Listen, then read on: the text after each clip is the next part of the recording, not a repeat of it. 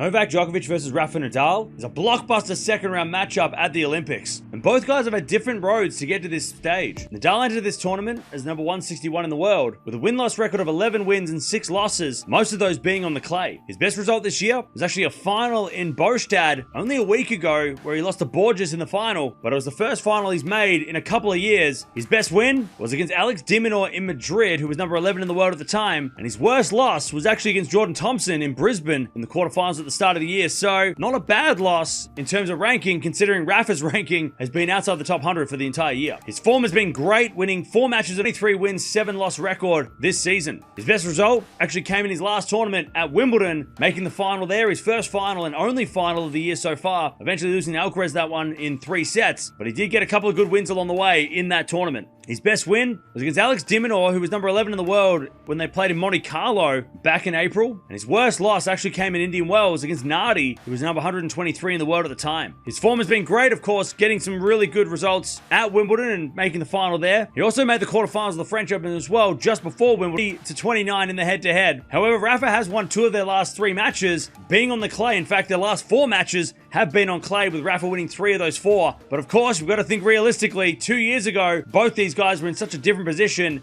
in terms of ranking and physicality. So watching this match, it's really hard to determine whether or not previous matches actually matter that much, because their bodies are so different to what they were. If Nadal's going to win this one, he needs to be a little bit more aggressive because of that leg injury that he's carrying. He's got a bit of a hamstring, or he's going to have to serve big and be a bit more aggressive against Rafa, so that Rafa doesn't expose his movement, because we do know that Djokovic's movement has been compromised as well. What a joy to watch these guys play, and I guess we probably won't see them play again on the ATP, maybe in exhibitions when they retire, but I have to go with Djokovic in this one in straight sets. I just think Djokovic right now is a little bit closer to what he was when they played last time in 2022, whereas Rafa, man, we know it's kind of the farewell parade, so I'm going to go with Djokovic in a close straight sets. I reckon this is going to be a long one, but let me know in the comments below who's going to win this blockbuster.